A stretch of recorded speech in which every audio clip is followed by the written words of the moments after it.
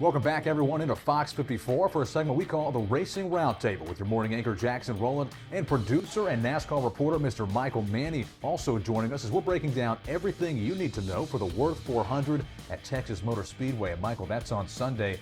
I'm personally excited. This is a different style speedway track that delivers some fun races. Yeah, very much so. Thank you very much, Jackson. Texas Motor Speedway coming off Talladega Super Speedway. Now Texas in intermediate track, mile-and-a-half long. Think some of its sister tracks. Think Charlotte Motor Speedway, think Kansas. But Texas is really unique in the sense that it's a mile-and-a-half track where turns 1 and 2 and turns 3 and 4, if you will, play differently. The banking's slightly different. The speed you're going to enter and exit going into turn 1 and 2 compared to turn 3 and 4. It's a very technical intermediate that's a challenge for the drivers. Yeah, it introduces a lot more strategy than typical tracks or even the sister track that you mentioned because those turns are different. Drivers are trying to navigate that.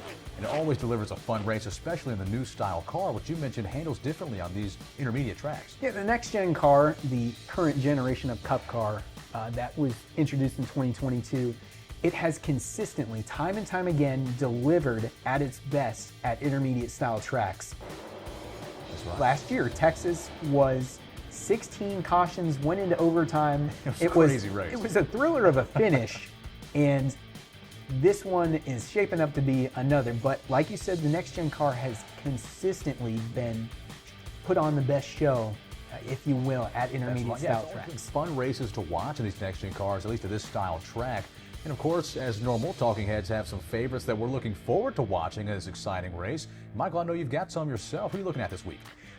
Well, I got to first shout out Chase Elliott, who last year won at Texas, snapped a long winless drought dating back to 2022 at Texas. Then coming into this weekend, coming into Fort Worth, is on a 37 race winless drought. Similar situation. He's been consistent. He's been running in the top 10, hasn't finished outside of the top 20 so far this year.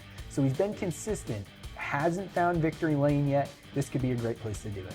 Yeah, and it's always frustrating to be close and in contention as often as he has been and be in the drought that he has been. But of course, if history repeats itself, it's a great week for him. And you're scoring some brownie points on me, Michael. Shouting out my hometown driver, Chase Elliott, grew up about 15, 20 minutes from him. So I'm always rooting for Chase. But I know you've got a homegrown guy you're looking at too. Yeah, Alex Bowman, also of Hendrick Motorsports, Elliott's teammate. Hendrick has been the dominant force at Texas in recent years. They've won 3 of the last 4 races at Texas Motor Speedway. Dominated. But that's Kyle Larson, that's William Byron, that's Chase Elliott. That's Alex Bowman's teammates. He, on the last 7 intermediate tracks, he has finished in the top 10, but hasn't finished well consistently at Texas. But Arizonan could have a great chance to get into the playoffs He's himself. kind of considered a dark horse this week, but you have to like his odds with his consistency. And of course, there are several other drivers that we're excited to watch. It's going to be a fun race, a different race. It's always wild and crazy. We're excited to watch it 3:30 p.m. on Sunday. That's on FS1. Be sure to watch the Worth 400 at Texas Motor Speedway along with us. And of course, this has been Jackson Rowland and Michael Manny for your Racing Roundtable. We'll see you next week.